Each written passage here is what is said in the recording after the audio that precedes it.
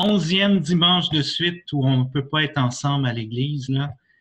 Ça commence à être long comme pandémie. On a des nouvelles un petit peu encourageantes là, qui semblent dire qu'en juin, on pourrait reprendre nos célébrations avec des mesures spéciales sanitaires. Mais on espère que, malheureusement, on aurait bien aimé peut-être pour la Pentecôte la semaine prochaine retourner à l'église, mais il semble que ça va être plutôt vers le mois de juin. Alors, bon dimanche, puis on va se rassembler encore une fois autour de la parole de Dieu et continuer notre exploration des actes des apôtres pour un 3e dimanche de suite. Je pense que Robert a dû préparer un chant pour commencer notre rassemblement. Et les consignes de Judith seront après, Patrice, c'est ça? OK, on peut donner les consignes, puis après, chanter. Okay. Parfait. Là, par contre, excusez, juste une petite seconde, moi j'ai un truc à régler au niveau de l'enregistrement. Ça va prendre une petite minute. Même pas une minute. OK. Donc, bonjour, on est très content de vous recevoir une fois de plus ce matin. Je rappelle les consignes qui sont les mêmes que d'habitude. Donc, on vous demande de ne pas dessiner sur l'écran. Si vous avez une question, n'hésitez pas à la poser dans le chat. Qu'est-ce qu'il y a d'autre? Vous êtes muté, c'est sûr que vous êtes mieux d'écrire dans le chat si vous avez quelque chose. Si jamais vous perdez le son, la connexion, le mieux, c'est de se déconnecter et de revenir par la suite pour voir. Puis moi, je vais vous refaire rentrer. Et y avait-tu autre chose à dire? Ah oui, à la fin de l'enseignement de Patrice, on va faire un Notre Père. Patrice va nous bénir. On va avoir une ou deux annonces. Puis, ça va être le temps du caout. Donc, ceux qui ne sont pas intéressés par le caout vont pouvoir quitter. Et les enfants vont poursuivre avec le quiz en ligne, là, qui est sur le thème de cette semaine. On va avoir quelques petites questions de rappel sur Saint-Paul aussi. Donc, je pense que j'ai fait le tour pour moi. Donc, Robert, papa, je te laisse chanter. Tu as les paroles, Judith, aussi, hein? Je pense. C'est vrai, j'ai les paroles. Donc, je vais vous partager mon écran. Laissez-moi une petite seconde pour faire ça.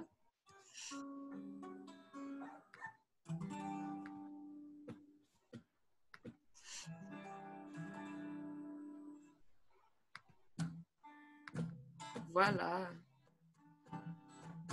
Vous recevrez une force, celle de l'Esprit Saint. Vous devenez des apôtres, son nom est levé les mains, son nom est levé les mains. Viens Saint-Esprit embraser les nations. Viens Saint-Esprit sur cette génération. Viens Saint-Esprit embraser les nations. Viens Saint-Esprit sur cette génération. Oh, oh, oh, oh, oh, oh, oh, oh. Vous partirez sur la route, proclamez Jésus est la vie. Et vous n'aurez aucun doute, embrasé par le Saint-Esprit, embrasé par le Saint-Esprit.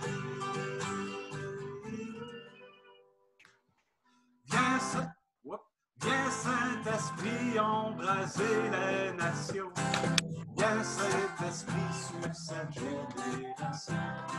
Viens Saint-Esprit embraser les nations. Viens Saint-Esprit sur cette génération. Oh, oh, oh, oh, oh, oh, oh, oh, oh, oh.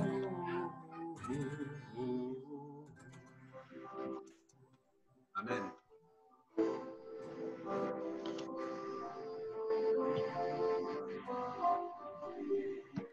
Okay. Alors, c'est à mon tour de vous partager mon écran. Un petit instant.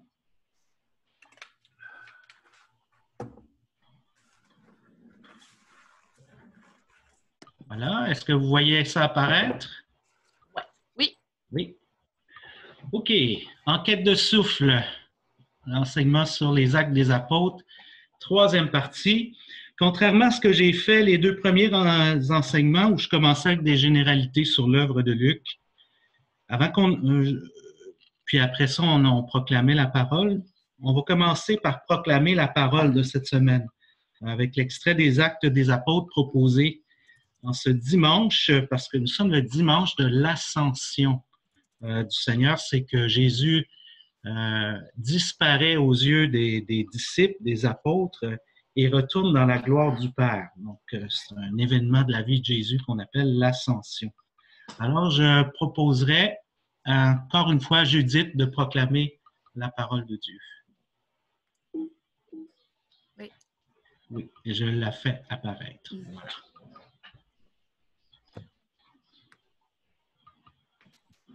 Du livre des Actes des Apôtres. Cher Théophile, dans mon premier livre, j'ai parlé de tout ce que Jésus a fait et enseigné depuis le moment où il commença jusqu'au jour où il fut enlevé au ciel après avoir, par l'Esprit Saint, donné ses instructions aux apôtres qu'il avait choisis. Oups, pardon. C'est à eux qu'il s'est présenté vivant après sa passion, et il leur en a donné bien des preuves, puisque pendant 40 jours, il leur est apparu et leur a parlé du royaume de Dieu. Au cours d'un repas qu'il prenait avec eux, il leur donna l'ordre de ne pas quitter Jérusalem, mais d'y attendre que s'accomplisse la promesse du Père. Il déclara, « Cette promesse, vous l'avez entendue de ma bouche. Alors que Jean a baptisé avec l'eau, vous, c'est dans l'Esprit Saint que vous serez baptisés d'ici peu de jours. » Ainsi réunis, les apôtres l'interrogeaient. « Seigneur, est-ce maintenant le temps où tu vas rétablir le royaume pour Israël? » Jésus leur répondit, « Il ne vous appartient pas de connaître les temps et les moments que le Père a fixés de sa propre autorité. Mais vous allez recevoir une force quand le Saint-Esprit viendra sur vous.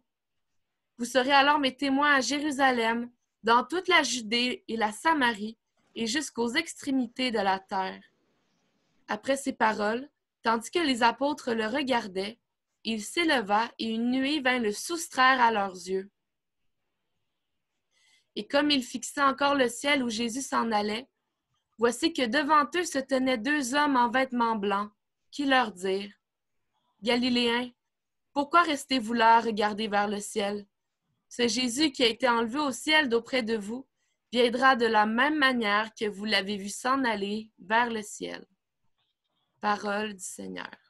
Nous rendons grâce à Dieu. Alors, voici les premiers mots du livre des Actes des Apôtres, les 11 premiers versets. Certains d'entre vous, vous venez de pays ou de continents où la fête de l'Ascension est déjà passée. En fait, la fête de l'Ascension, elle était jeudi dernier, soit exactement 40 jours après la résurrection du Christ, donc 40 jours après Pâques. Et le calendrier liturgique, il est calqué sur la chronologie des événements tels que le rapportent les Actes des Apôtres. On nous dit bien dans l'extrait qu'on vient d'entendre que Jésus, pendant 40 jours, est apparu aux apôtres avant de disparaître à leurs yeux. Donc, 40 jours après Pâques, on fête la fête de l'Ascension. Et ces 10 jours, il leur dit « Restez à Jérusalem en attendant ce que le Père a promis. » Et c'est 10 jours plus tard, qu'on fête la Pentecôte, le don de l'Esprit Saint aux apôtres.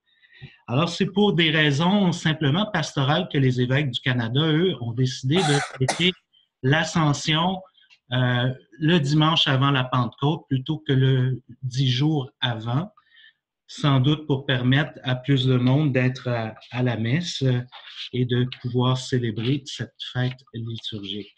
Alors voilà, l'Ascension, elle avait lieu jeudi dernier. Alors, seul Luc raconte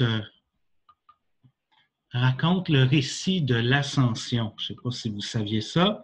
Il la raconte même 2 fois et je vais y revenir sur ce 2 fois tout de suite. Et là, quelqu'un pourrait me dire, quelqu'un qui connaît bien sa Bible, il pourrait me dire, ben non, c'est pas vrai, Patrice, que seul Luc nous raconte l'ascension. Il y a aussi une mention de l'ascension dans Marc. Je vous mets le verset, l'avant-dernier verset de l'évangile de Marc, où il dit, « Le Seigneur Jésus, après leur avoir parlé, fut enlevé au ciel et s'assit à la droite de Dieu. » Mais les méchants biblistes qui aiment compliquer la vie de tout le monde, et j'en suis, vont vous dire que les 12 derniers versets de l'évangile de Marc ne sont pas de Marc, ce qu'on appelle la finale longue, les 12 derniers versets. Parce que pourquoi ils n'appartiennent pas à l'évangile de Marc? Parce qu'ils n'apparaissent pas dans les manuscrits les plus anciens de l'évangile de Marc qu'on a. Ça se termine l'évangile de Marc abruptement devant l'incompréhension des femmes qui ont trouvé le tombeau vide, et ça se finit comme ça. Alors, la finale longue, les 12 derniers versets où il est mentionné que Jésus fut enlevé au ciel, dans l'évangile de Marc, ça a été rajouté sans doute par souci de concordance avec les autres évangiles pour compenser la fin abrupte de l'évangile de Marc, qui ne raconte aucun récit d'apparition du ressuscité. Alors, sans doute que ce scribe qui a rajouté ces versets voulait harmoniser l'évangile de Marc avec les autres évangiles.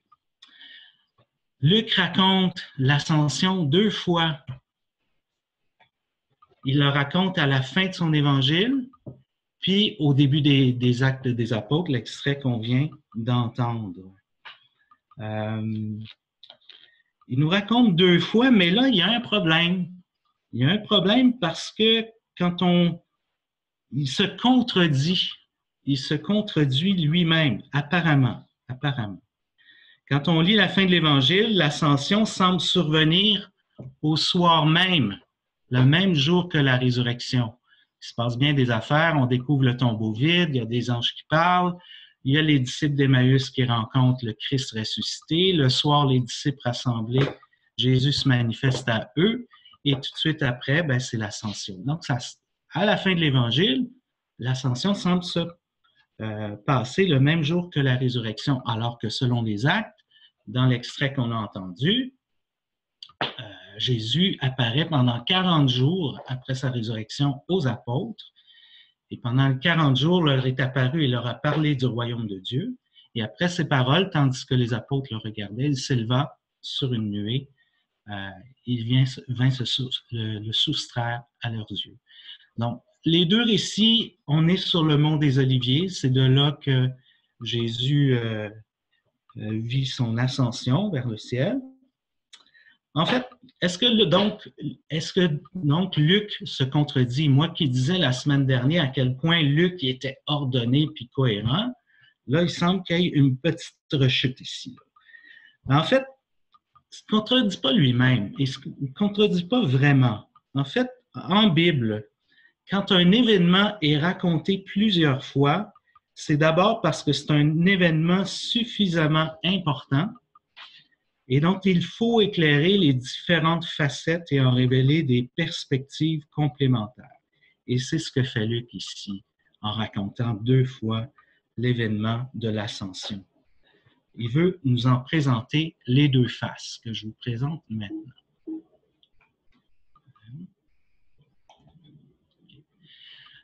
L'ascension, telle que c'est rapporté par l'Évangile de Luc, nous présente une première face de l'ascension.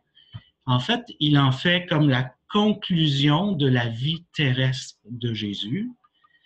Et il veut surtout montrer, parce que l'ascension, c'est quoi? C'est l'exaltation de Jésus. Ça veut dire qu'il retourne dans la gloire du Père, d'où il origine. Jésus est Dieu de toute éternité, il vient de Dieu, il s'est incarné, il a pris chair.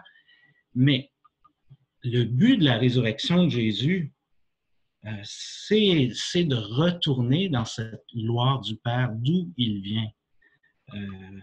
Autrement dit, pour le dire autrement, pourquoi Jésus ressuscite-t-il?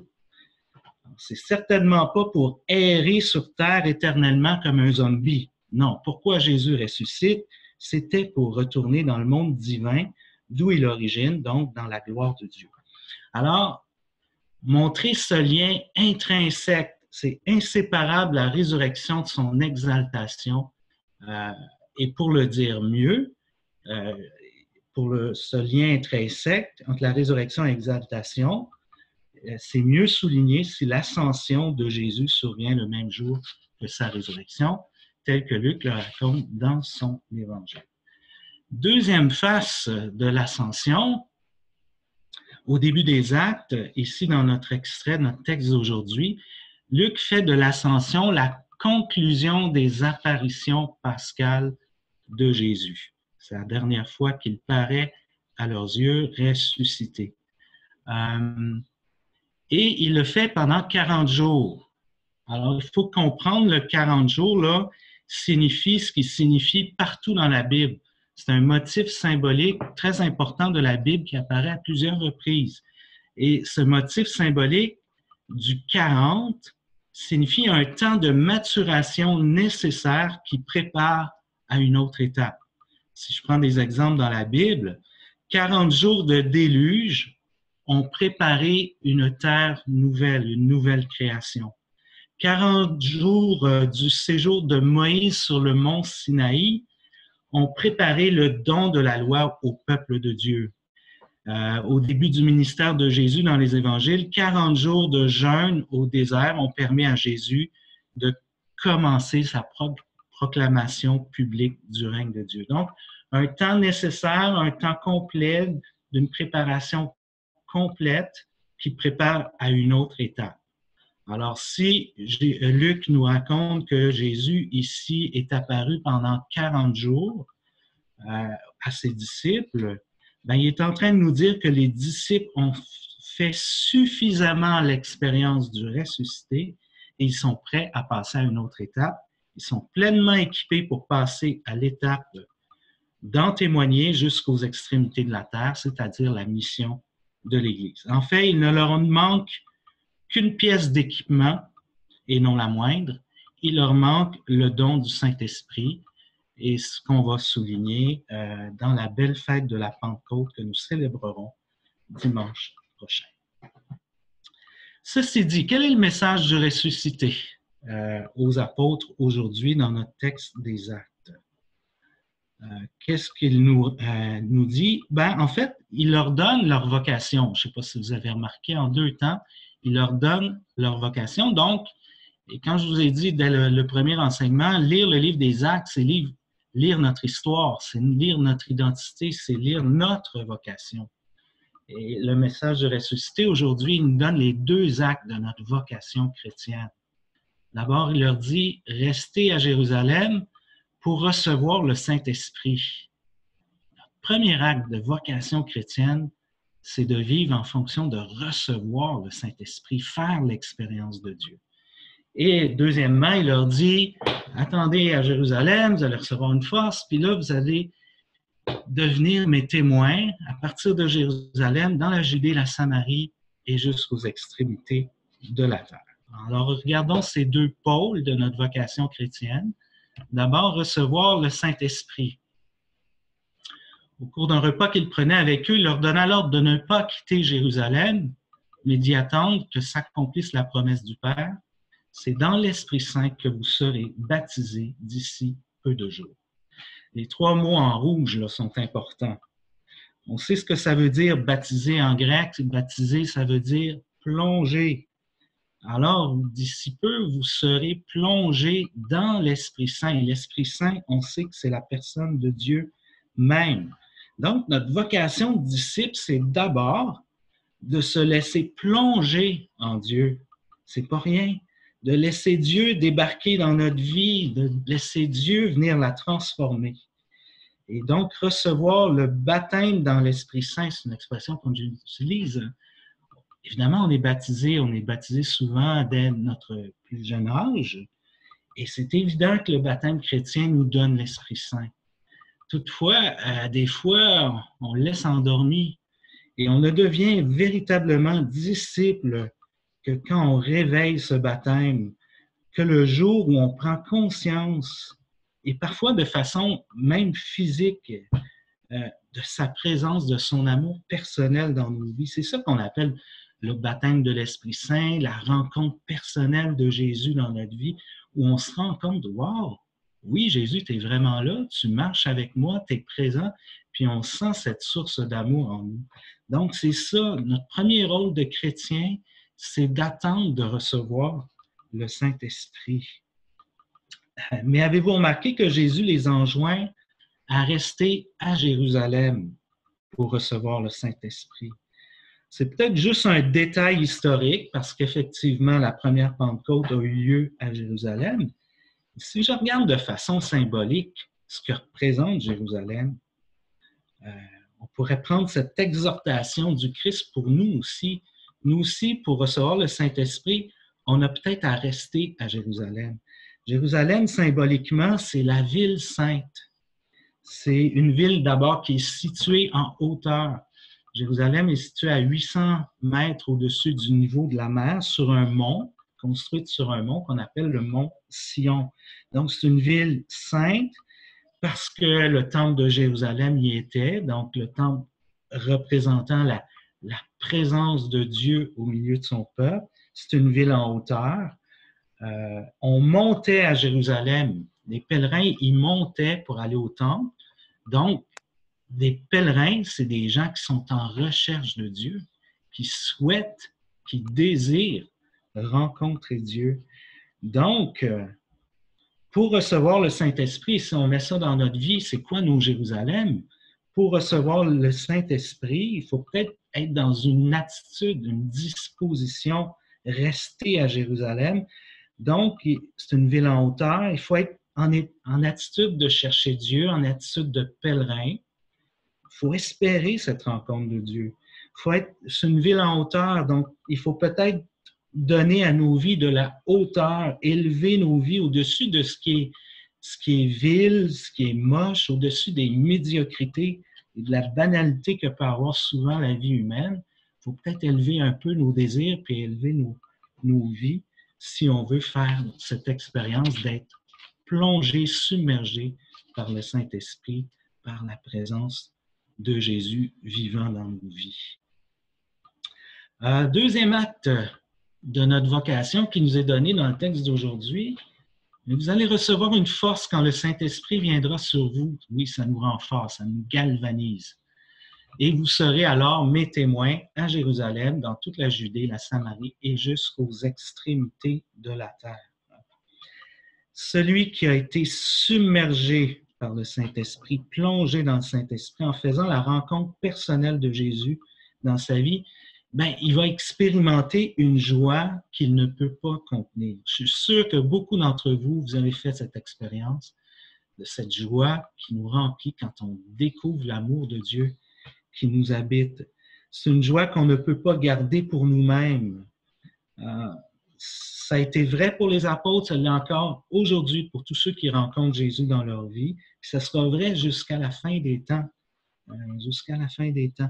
Donc, être contagieux de cette joie, la dire au monde en disant « C'est vrai, Dieu existe, Jésus est vivant, je l'ai rencontré, il a changé ma vie pour le mieux, il peut le faire pour toi aussi. » Et ça, c'est le deuxième acte de notre vocation chrétienne. Si on a reçu le Saint-Esprit, si on a fait cette expérience, en être les témoins et être envoyés au monde. Telle est la mission de l'Église que le Saint-Esprit nous confie.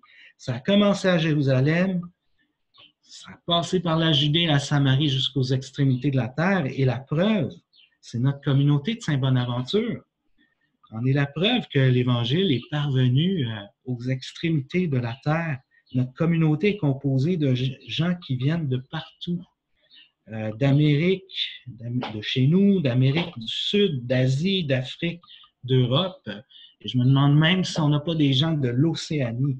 On est la preuve vivante comme communauté que l'Esprit Saint a rendu possible le témoignage qui s'est répandu jusqu'aux extrémités de la terre. Mais c'est une mission qui n'est jamais finie, parce que chaque génération qui se lève est un nouveau continent à gagner au Christ.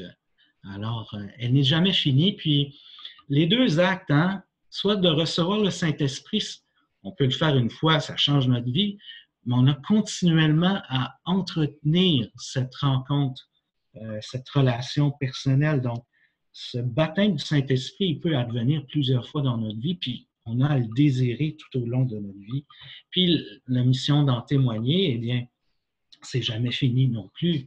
Et de témoigner de notre expérience du Christ, de témoigner de la joie qu'il nous apporte, je ne sais pas si vous en avez fait l'expérience, mais d'en témoigner, là, ça nous galvanise. À chaque fois que j'ai à témoigner de ma foi ou que je raconte l'histoire de ma vocation, ça me renouvelle intérieurement. Donc, les deux actes à garder et à vivre tout au long de sa vie chrétienne. En conclusion, donc, le message de ce dimanche de l'Ascension, je dirais le message de tout le livre des Actes des Apôtres, le message de mes 3 prédications depuis 3 dimanches, c'est assez simple. C'est de découvrir, je l'ai dit il y a 2 semaines, je l'ai dit la semaine dernière, je le dis encore aujourd'hui, découvrir notre vocation. Lire les actes, c'est lire notre histoire. Donc, notre vocation, c'est d'être disciple et d'être missionnaire, ce qu'on voit dans l'extrait d'aujourd'hui. Donc, être disciple, c'est recevoir le Saint-Esprit, c'est faire l'expérience de Dieu et ne pas contenir cette joie, donc en devenir missionnaire, en témoigner. Remarquez que dans l'Évangile de Marc, quand Jésus choisit les 12 apôtres, eh bien, il dit un peu la même chose, mais en d'autres mots. Il en institua 12 pour qu'ils soient avec lui. Ça, c'est l'expérience d'être disciple, de recevoir le Saint-Esprit. Et pour les envoyer proclamer la bonne nouvelle, ça, c'est d'être missionnaire. Et je termine avec ça, avec le message des 2 hommes vêtus de blanc. Bon, on devine que ce sont des anges, j'imagine. Ils apparaissent. Puis... Galiléens, pourquoi restez-vous là à regarder vers le ciel? Ce Jésus qui a été enlevé au ciel d'auprès de vous viendra de la même manière que vous l'avez vu s'en aller vers le ciel. C'est intéressant, là. D'abord, ils annoncent la fin des temps. Ils annoncent qu'à la fin des temps, nous, dans notre eschatologie chrétienne, dans ce qu'on croit, c'est que le temps de l'Église ne durera pas toujours.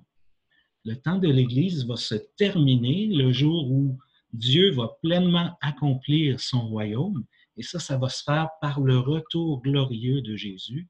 Et là, ça sera un ciel nouveau, une terre nouvelle. On ne sait pas de quoi ça aura l'air, mais ça va être magnifique parce que Dieu sera tout en tous.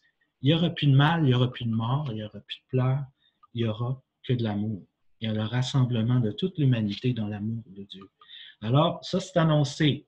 De la même manière qu'il est parti, il va revenir. Mais il réoriente.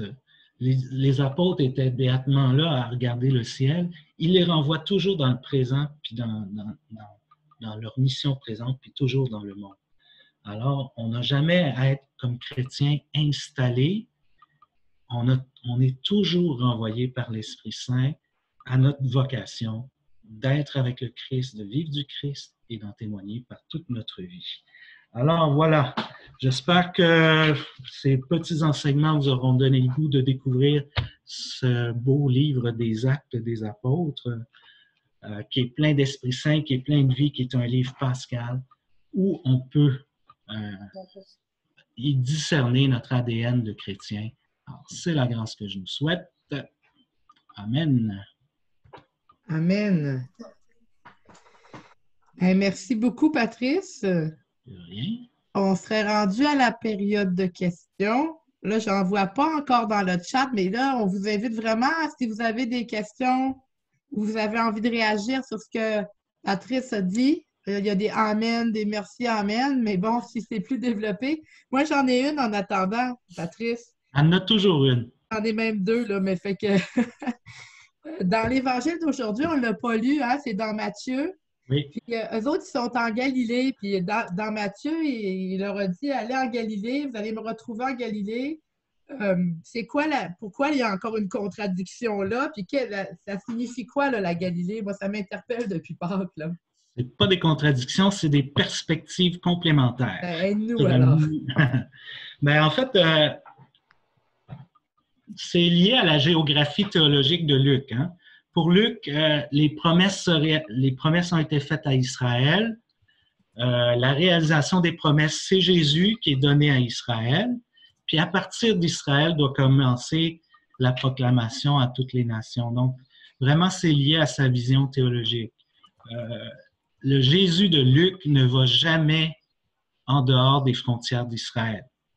Il va en Syrie dans les autres évangiles, mais le Jésus de Luc ne traverse jamais les frontières d'Israël. Ce n'est que par la prédication des apôtres que le Christ quittera Israël pour aller vers toutes les nations par la prédication de l'Église. Tandis que Matthieu, d'abord, il y a sûrement eu des apparitions du ressuscité en Galilée. Les apôtres venaient de Galilée, donc on peut penser qu'ils sont tournés dans leur patelin. Et de fait, il y a plusieurs apparitions en Matthieu, puis en Saint-Jean aussi, qui ont lieu dans la Galilée. La Galilée, autant la Judée et Jérusalem étaient un peu un monde étriqué de Juifs, d'ailleurs, qui ont crucifié Jésus. Alors, la Galilée, c'était un lieu de passage où se fréquentaient où se mêlaient des populations. Donc, c'est pour ça que la Galilée avait un peu moins bonne réputation aux yeux des Juifs de Jérusalem, parce qu'il y avait des mélanges de populations. Mais ça dit bien, pour Matthieu, que le Christ leur donne rendez-vous en Galilée. C'est un peu leur dire, voici, la Galilée, c'est le symbole d'universalité. Donc, la mission d'annoncer la bonne nouvelle du Christ ressuscité, elle est confiée à toutes les nations. OK, merci. Il n'y a pas l'air d'avoir des questions. Il vous reste 2 minutes si vous voulez écrire une question. Judith, en aurais-tu une? Parce que sinon, j'en ai une dernière, moi. Pas pour l'instant. OK. Si ça me vient, je te ferai signe. Okay. Patrice, tu nous parles d'être témoin. J'entends plusieurs personnes se dire « Ouais, Patrice, il parle bien, il a étudié la Bible et tout, mais moi, je suis incapable de témoigner comme ça. Je ne connais pas la Bible. Comment je peux être témoin? Je n'ai pas d'habilité. » Un témoin, c'est d'abord le témoignage de vie, d'une vie cohérente avec l'Évangile. Juste de savoir accueillir son prochain, le savoir aimer, savoir écouter, mais aussi venir en aide, servir gratuitement, ne pas chercher son propre intérêt, réussir à pardonner même quand c'est très difficile, c'est déjà un témoignage. Donc, il y a d'abord la vie qui témoigne. Il y a bien des saints qui disaient, je ne sais pas quel saint qui disait, mais annonce l'Évangile, puis s'il le faut, utilise des mots pour le faire. Mais il y a aussi un moment donné où les gens nous voyant vivre, puis questionnés par notre façon de vivre, en viendront en dire, coudonc, c'est quoi la source de ta joie? C'est quoi la source de ton espérance? Comment tu arrives à donner ta vie comme ça? Et là, on a annoncé explicitement, moi, c'est l'Évangile qui m'anime, c'est le Christ qui me fait vivre. Puis il y en a d'autres qui ont leur vocation, donc, de témoigner autrement, d'une façon prophétique, d'une façon en enseignant. Bref, tout le monde a témoigné de l'Évangile, mais chacun à sa propre façon. C'est pour ça qu'il faut discerner son propre charisme, son propre appel, pour savoir comment le faire. Mais chaque pierre est importante dans la construction de l'Église. Et les pierres vivantes que nous sommes, chaque pierre est importante. Merci. Il y a Roland il vient 2 questions. Là. Alors, Roland qui dit « L'ascension du Christ a été de sa propre volonté ou de celle du Père? » Il faudrait leur demander à eux. On ne peut pas séparer la Trinité. Je pense que c'était dans le projet de Dieu de ressusciter son Fils. Je pense que c'est une œuvre du Père, mais en même temps, c'est une bonne question. Je ne suis pas un théologien, là, mais on ne peut pas séparer l'œuvre. Quand le Saint-Esprit fait quelque chose, c'est la Trinité qui le fait. Quand le Père fait quelque chose, c'est la Trinité qui le fait. Quand Jésus fait quelque chose, les œuvres du Père, c'est inséparable, les 3 personnes divines. J'ai une autre question de Gaétan qui dit « Pourquoi dans le texte, on nous parle encore de la délivrance des Romains par Dieu du peuple juif? » Je pense qu'il fait référence à quand les apôtres l'interrogent, est-ce que tu vas rétablir le royaume en Israël? OK, parce que c'était lié, j'ai des notes là-dessus, c'était lié parce que là, Jésus leur dit, il va y avoir une descente du Saint-Esprit. Et dans le monde juif, on attendait ce don de l'Esprit, c'était relié à la fin du monde, à rétablir, ce qu'on a, comment dit le texte ici. Donc, comme il leur annonce une descente de l'Esprit Saint, il pense à la fin des temps. Et pour un Juif, à la fin des temps, il voit le rétablissement du royaume d'Israël. Donc, c'est lié à l'eschatologie juive, la croyance qu'on a des fins dernières pour Israël. OK. Ben, Jésus ne les laisse pas là, hein?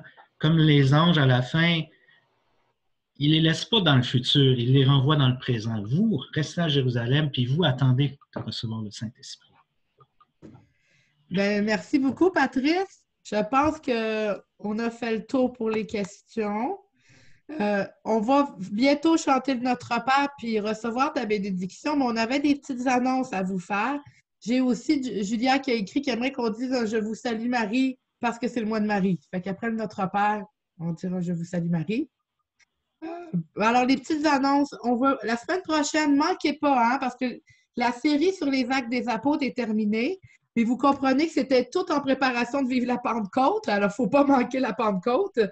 On aurait souhaité le vivre ensemble, comme a dit Patrice, mais on va tout faire pour que ça éclate de joie quand même. Alors, il va y avoir des surprises la semaine prochaine. Ne manquez pas ça. Parlez-en autour de vous. Parce qu'on a commencé le 3 mai avec Monseigneur Faubert, puis là, on va être rendu 31 mai. On a vraiment vécu, je pense, un beau mois de mai, malgré la crise, pour se préparer à cette fête tellement importante, puis tellement importante, je pense, pour Saint-Bonaventure.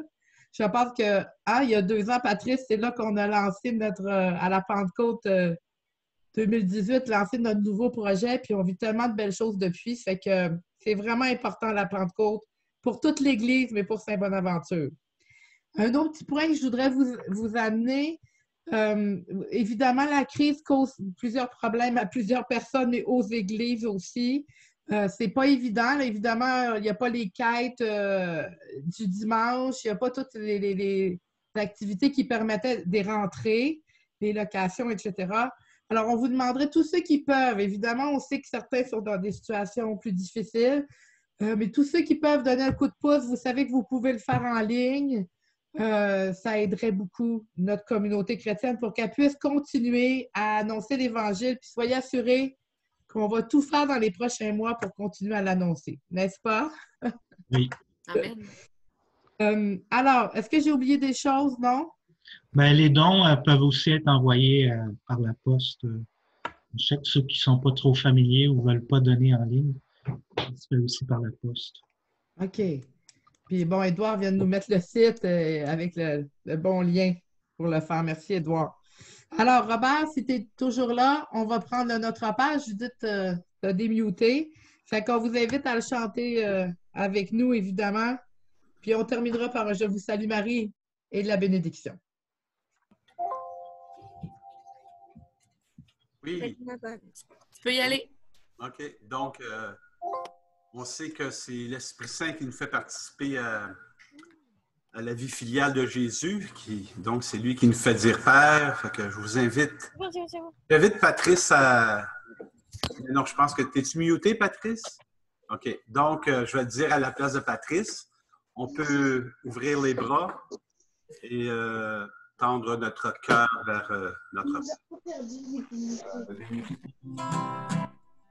Notre Père qui es aux cieux, que ton nom soit sanctifié, que ton règne vienne, que ta volonté soit faite sur la terre comme au ciel.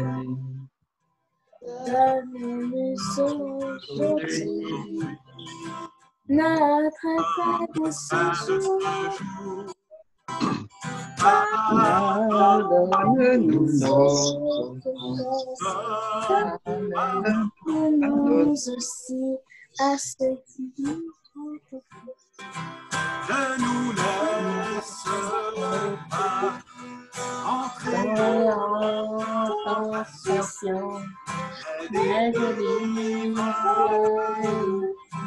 du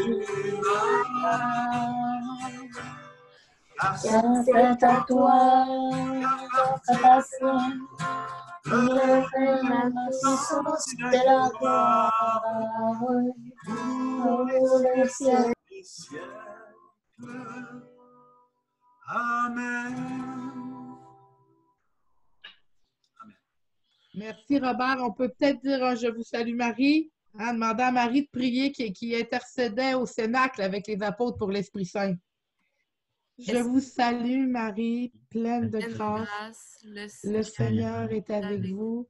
Vous êtes bénie entre toutes les femmes, et Jésus, le fruit de vos entrailles, est béni. Sainte Marie, Mère de Dieu, prie pour nous pauvres pécheurs, maintenant et à l'heure de notre mort. Amen. Et avant de nous bénir, Judith, vas-tu démuter les gens qu'on se dise bye-bye après la bénédiction? Oui? Ben, si tu penses que c'est bien. Bye. J'ai une question pour... Oui? J'ai une question pour vous. Voulez-vous être béni ou super béni? Super béni! La bénédiction solennelle du jour de l'Ascension. Le Seigneur soit avec vous. Et avec ton esprit.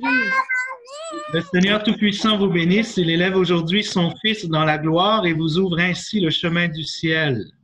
Amen. Après sa résurrection d'entre les morts, Jésus s'est manifesté tout proche de ses disciples. Il est pour vous un visage de paix quand il viendra juger le monde. Amen. Vous savez qu'il est assis à la droite du Père, mais cherchez-le, trouvez-le aussi près de vous jusqu'à la fin, comme il l'a promis. Amen. Dieu Tout-Puissant vous bénisse, le Père, le Fils et le Saint-Esprit. Amen. Bon dimanche, tout le monde. À dimanche prochain. Bonne semaine à tous. Chris. Bon dimanche. Bon dimanche.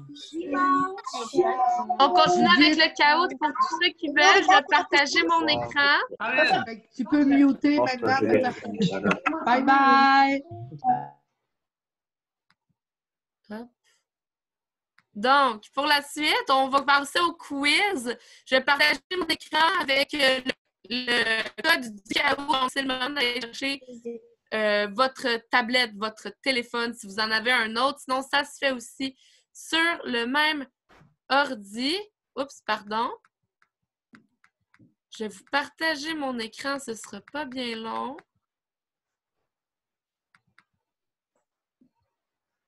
OK. Partager. Non, ne le regardez pas 2 secondes. Post.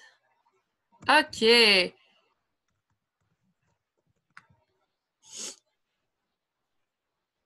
C'est le temps de vous joindre. Voici le code.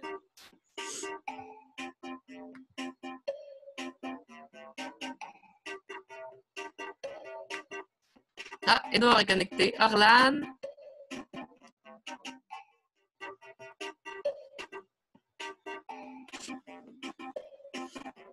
Good, ça monte. On va commencer avec une coupe. Allô, Anne, good job. Attends qui gagne. Armel, revenez, salut. Bonjour, Tiana. Là.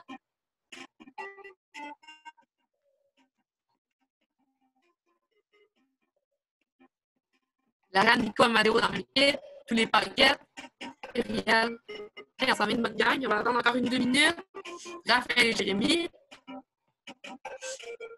Liliane, Alianis. Raymond, oui. C'est 1 minute encore. Voir s'il y en a J'espère d'autres. que c'est Marie qui joue, pas Raymond. Oui, c'est ça, je me disais. Alors, Raymond, il peut jouer aussi s'il veut. On a de la place. Ah, S, je sais pas ce qu'il dit. Allô? Allô, Loane? Allô, Rachel? Je vous entends. Allô, mamie? Allô, mamie? Pourquoi vous êtes démutés, vous? La suivante, je l'ai vu. Désolée. Ah oui, on reste discipliné. Donc, je pense qu'on va commencer. Vite, Ah, attends.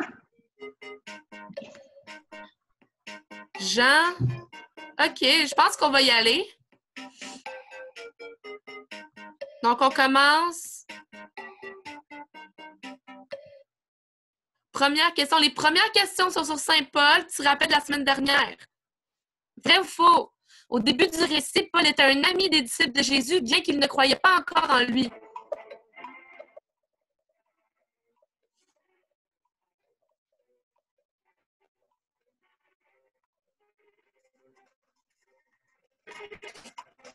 Et 2 secondes.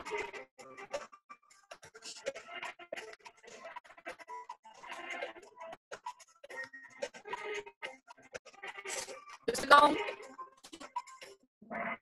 La réponse c'était faux. Alors, Marie a dit non, mais pas un ami personnel chez les chrétiens, c'est pas du tout un ami de Jésus au début du texte. Donc, on va voir notre score. Ouais, c'est quand même un hasard que Paul soit en premier sur la question sur Paul. Suivi par Laetitia, Jérémy, Mathias, good job, Ben Schneider. On continue. Quelle est la ville d'origine de Saint-Paul? Il y en a qui se rappellent d'où venait Paul? De Damas, de Tars, de Jérusalem ou de Séphoris?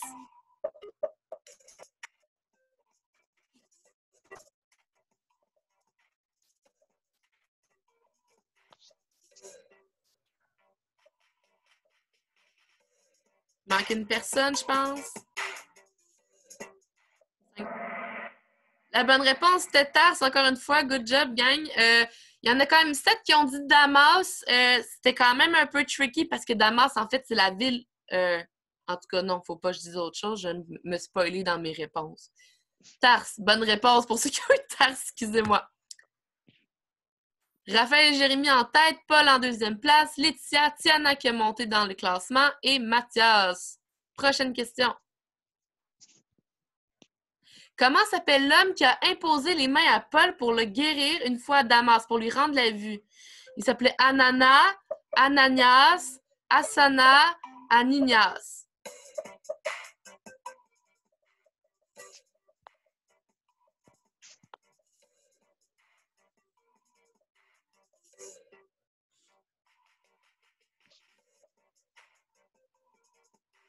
Une dernière personne, 5 secondes. La bonne réponse, c'était Ananias. Fait que pour ceux qui l'ont eu, encore une fois, bonne majorité. C'est une good job. Vous avez une bonne mémoire, la gang. Mathias en tête du classement. Good job. Édouard, t'as l'air que t'es le plus haut montant du quiz. Archange qui est monté dans notre top 5 aussi. Good job. On continue. Sur la route, vers quelle ville Paul s'est-il converti? C'était la route de Damas, de Tars, de Jérusalem ou de Terrebonne?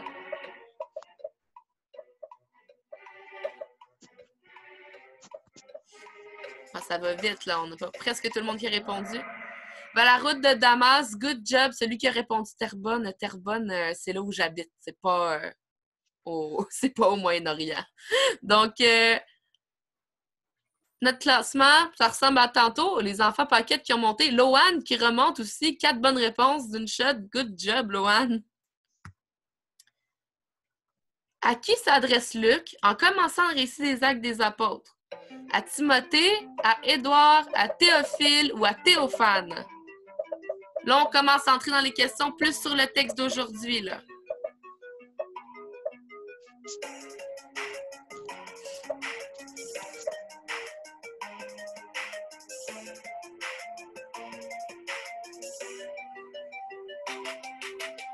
Une dernière personne, 5 secondes. Alors, presque tout le monde, ben, une bonne majorité l'a eu. Théophile, je ne sais pas s'il y en a qui se rappellent. Patrice nous avait dit qu'est-ce que ça voulait dire, Théophile. Je ne sais pas si tu peux nous le rappeler, Patrice. Théo, c'est Dieu, puis Phil, c'est aimer. Donc, c'est ami de Dieu, simplement. Merci. Donc, ami de Dieu. On continue avec le score. Ça se ressemble. Mathéo et Manuela qui remontent. Good job. Mélissa, tu as remonté de 10 places. Bravo. Good job. Donc, on continue avec notre prochaine question. Quel est le nom du récit de la lecture d'aujourd'hui? Est-ce que c'est la dernière scène, la disparition de Jésus, l'Assomption de Jésus ou l'Ascension de Jésus?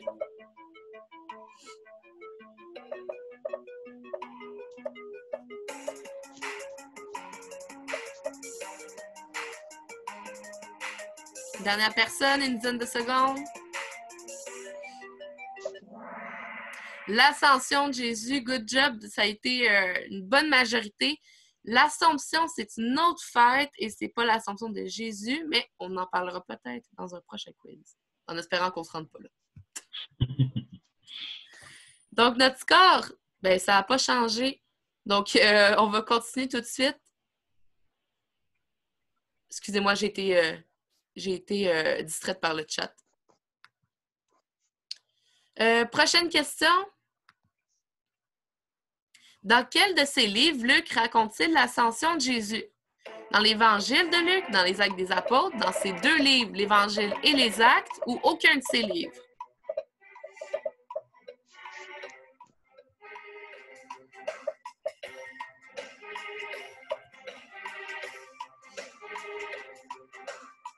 Dernière personne, 10 secondes.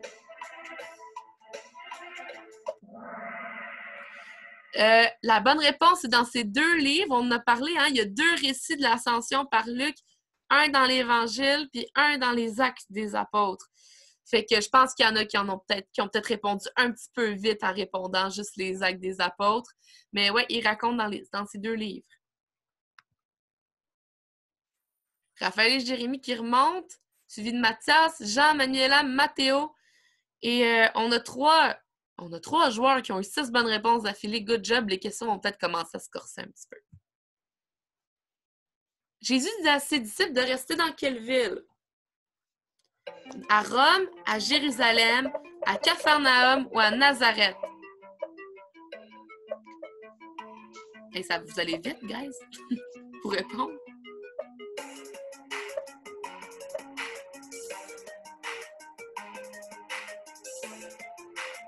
Manque-t-il quelqu'un qui n'a pas répondu? La bonne réponse est à Jérusalem. 29 sur 31 qui l'ont eu. Je pense que j'ai pas grand-chose à rajouter.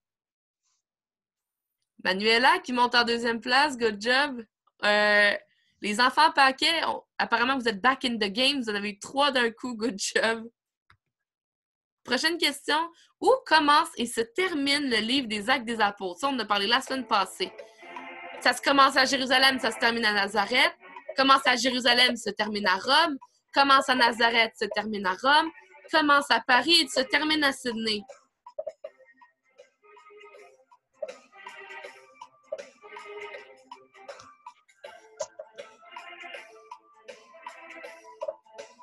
Les dernières personnes, 5 secondes.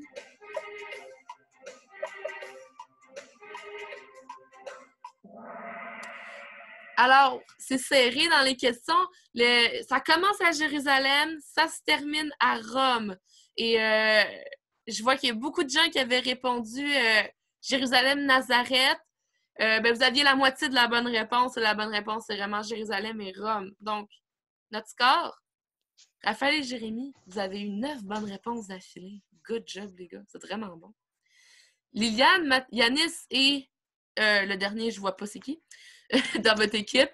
Mais good job, vous avez remonté aussi. Là, vous êtes rendu en 3e place du score. Rien n'est joué, guys. C'est Joris, le 3e. C'est Joris, c'est vrai, le petit frère. C'est Joris le meilleur, c'est ça de la gang, là. C'est sûr, c'est Joris qui donne toutes les bonnes réponses. On continue avec la prochaine question. Question 10. Jésus dit aux disciples que Jean les a baptisés dans l'eau. Dans quoi seront-ils baptisés d'ici peu de jours? Dans l'Esprit Saint, dans le feu, dans l'Esprit Saint et le feu ou dans l'eau encore?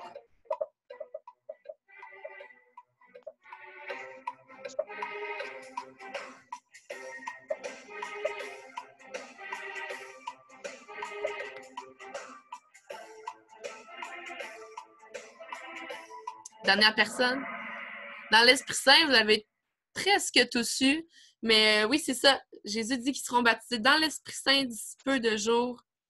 C'est ça. Le score n'a toujours pas bougé. 10 réponses d'affilée, Raphaël Jérémy.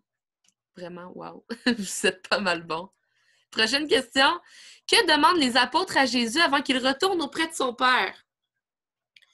S'il va revenir bientôt, si c'est maintenant qu'il va établir le royaume d'Israël, si c'est maintenant qu'il va établir son royaume, si c'est maintenant qu'il va détruire le royaume des Romains.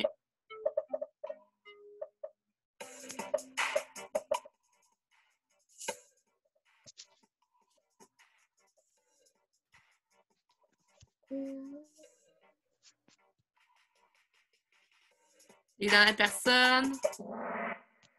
Alors, c'est quand même serré là, dans les réponses. Les disciples leur demandent si c'est maintenant qu'il va établir le royaume d'Israël. Puis, Patrice, peux-tu nous redire un mot là-dessus? Là? C'est pourquoi qu'ils demandaient ça déjà? Ça, c'est plus grand que 11. Israël avait, dans ses textes, je ne sais pas trop dans quel texte, mais dans l'eschatologie juive, ce qu'on pense pour la fin des temps, c'est que Dieu allait répandre son esprit. Alors, c'est ça que Jésus leur annonce. Donc, tout de suite leur vient cette idée qu'on se fait de la fin des temps, du rétablissement du royaume d'Israël. Merci, Patrice. On va voir notre score.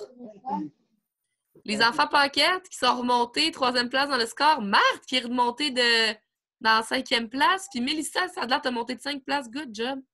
Faites bien ça. On va continuer avec la prochaine question. On doit être à la question 13 à peu près. 12. Jésus dit aux apôtres qu'ils recevront une force. De quelle force s'agit-il? Celle du Père, celle du Fils, celle de l'Esprit Saint, celle de la Trinité.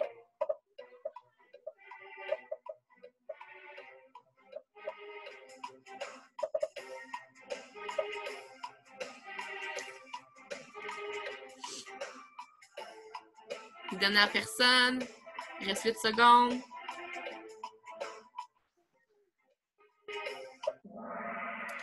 Alors, presque tout le monde l'a eu, celle de l'Esprit Saint. Mais là, je pensais que si vous cochiez celle de la Trinité, vous aviez quand même quelques points. Parce que comme Patrice l'a dit, la Trinité marche toujours ensemble. Mais ce que Jésus il dit, c'est qu'ils vont recevoir l'Esprit Saint. Mais là, bon, j'ai manqué mon affaire dans les réponses, ça veut dire. Les enfants Paquette en 2e place. Good job. Marc toujours en 5e. Puis on a plusieurs personnes qui ont eu 3 réponses d'affilée. Super. On continue avec la question 13, là, si je ne me trompe pas. Jésus dit que ses disciples seront ses témoins jusqu'où? Jusqu'aux extrémités de l'univers, jusqu'aux extrémités de son royaume, jusqu'aux extrémités de la terre ou aux extrémités d'un triangle équilatéral.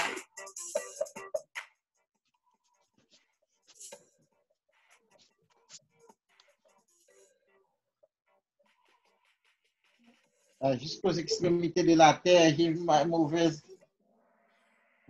La bonne réponse, je ne sais pas c'est qui posait une question, mais aux extrémités de la terre, good job, la personne qui a répondu aux extrémités d'un triangle équilatéral. C'était pas ça, aux extrémités de la terre. Donc, on va aller avec le score. Marthe, 3e place, good job. Mathias, 5e place. Liliane, Yanis, Joris, 5e place.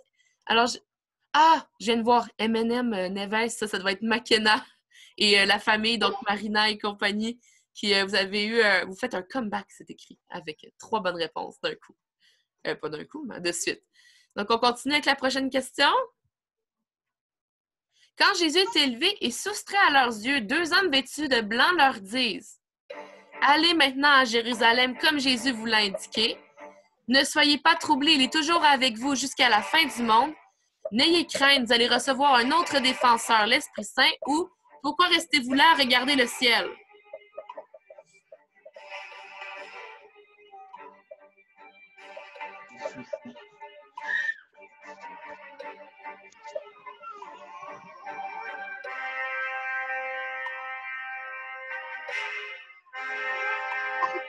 La musique est vraiment stressante, là.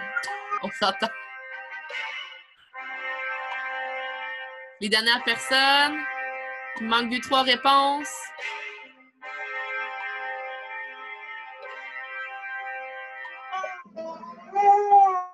La bonne réponse, c'était « Pourquoi restez-vous à regarder le ciel? » Les autres, Ça aurait pu faire du sens, mais c'est pas exactement ça que Jésus il dit. Pas Jésus, mon Dieu, excusez. Les deux hommes vêtus de blanc qui apparaissent, donc, comme disait Patrice, on peut déduire que c'est des anges. On va aller à notre score. Ça n'a pas bougé. La Anta qui gagne is back in the game avec 3 bonnes réponses de suite. Donc, on va continuer avec, si je ne me trompe pas, la dernière question du quiz. Ouais. Vrai ou faux, Jésus est déjà revenu comme il l'avait promis? Faux. Oh, ça va vite.